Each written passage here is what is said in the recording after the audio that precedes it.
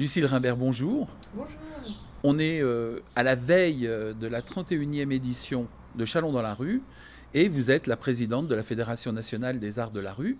Depuis quelque temps, vous développez avec votre fédération une réflexion sur l'espace public et au moment où on est en crise sécuritaire, on peut appeler ça comme ça, comment on peut définir l'espace public sur lequel finalement les artistes de rue vont se produire?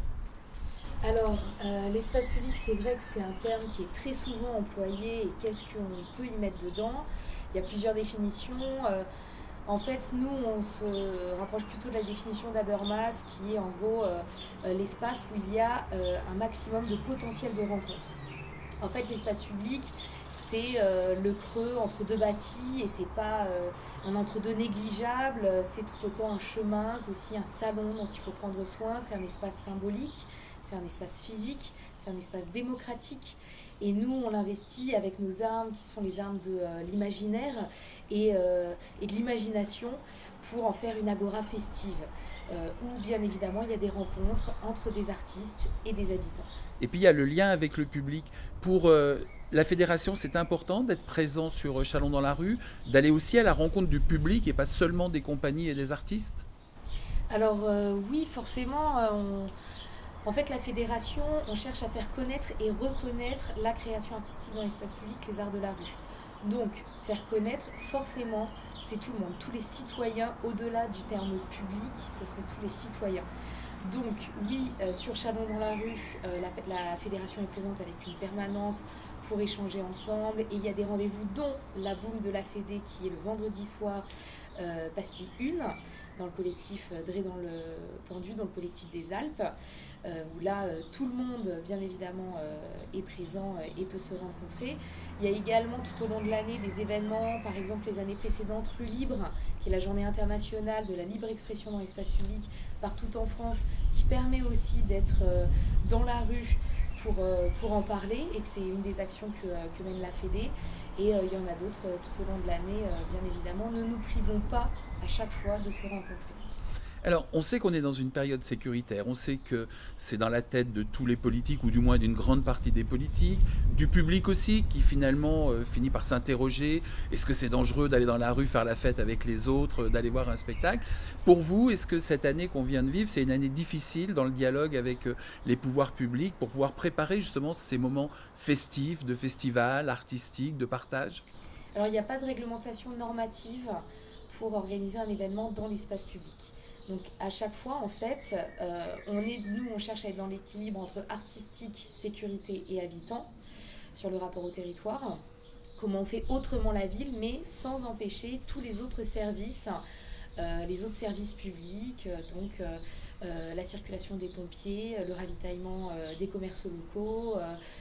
Voilà, il ne faut absolument pas empêcher cela. Donc on est en dialogue.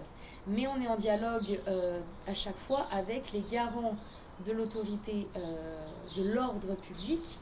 Et ces personnes-là ont un métier qui n'est pas forcément dans la même logique que nous. Nous, on est dans une logique de l'espace public, en fait, il y a une logique de l'ordre public. Donc comment on réussit à être en dialogue et à faire que les événements se déroulent de manière vertueuse, festive, fraternelle, conviviale. Oui, c'est difficile parce qu'avec l'état d'urgence, la mise à jour du plan Vigipirate cet hiver, il y a en fait une logique et puis la question de la sûreté qui s'invite et qui se convoque sur l'organisation en amont de nos événements.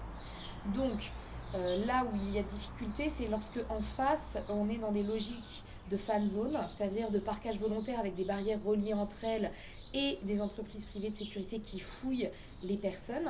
Alors ça pose des problèmes sur les libertés de création artistique.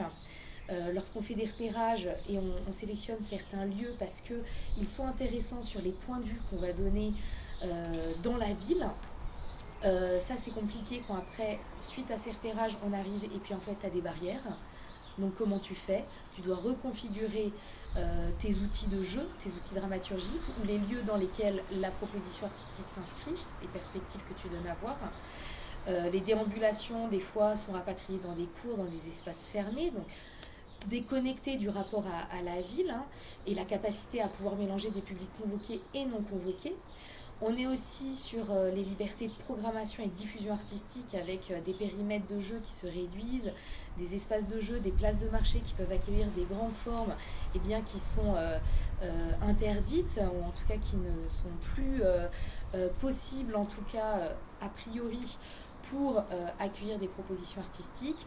Et bien évidemment, le rapport à la ville, avec s'il y a des barrières reliées entre elles, avec des fouilles, l'habitant qui se fait fouiller 20 fois alors qu'il habite dans le quartier, quel sens on donne, on stigmatise la profession et puis on zappe un travail qu'on fait avec les riverains depuis 30 ans. Ça génère aussi des risques sur la sécurité civile. S'il y a un incendie, alors qu'il y a des barrières reliées entre elles, comment les pompiers peuvent circuler. Il y a aussi, s'il y a un mouvement de panique, un mouvement de foule à Turin, dans une fan zone, il y a eu ça avec 2 pétards, mouvement de panique, 1700 blessés, donc ça génère des risques pour la sécurité civile. Et puis, dernier point qu'on soulève également régulièrement au niveau des forces de l'ordre public dans les dialogues qu'on a, c'est les surcoûts au niveau des collectivités territoriales qui portent aussi ces dispositions sursécuritaires et qui sont des surcoûts énormes, qui pénalisent les collectivités territoriales et les organisateurs, parce qu'on sait bien qu'avec les baisses de budget et les baisses de dotation aux collectivités territoriales, déjà l'artistique est mis en fragilité, et avec ces surcoûts, bien évidemment, c'est une double pénalité pour la profession et pour, au final aussi, les citoyens qui vont avoir moins de propositions artistiques, voilà, moins d'histoires à vivre, moins de souvenirs aussi dans leur vie. On est à la veille du début de Chalon dans la rue. La fête va avoir lieu cette année. Il y a un an, certains avaient peur, certains doutaient. Finalement, elle a bien lieu. Est-ce que finalement la fédération est satisfaite de voir que ça va quand même avoir lieu et que finalement tout le monde est encore là au rendez-vous ? Mais alors, il ne faut pas laisser l'espace public vide. Et là-dessus, je veux dire, en portant quand même un événement qui s'appelle Rue Libre, la fédération porte aussi cette volonté de réappropriation collective et citoyenne de la rue, de l'espace public. Alors bien évidemment, on se réjouit que Chalon dans la rue fête sa 31e édition, que Chalon continue d'accueillir la création artistique dans l'espace public. Et bien évidemment, on s'en réjouit et on est présent sur ce rendez-vous. Ensuite, on souhaite aussi plein de nouvelles aventures à Chalon et partout en France sur l'été et sur les années à venir.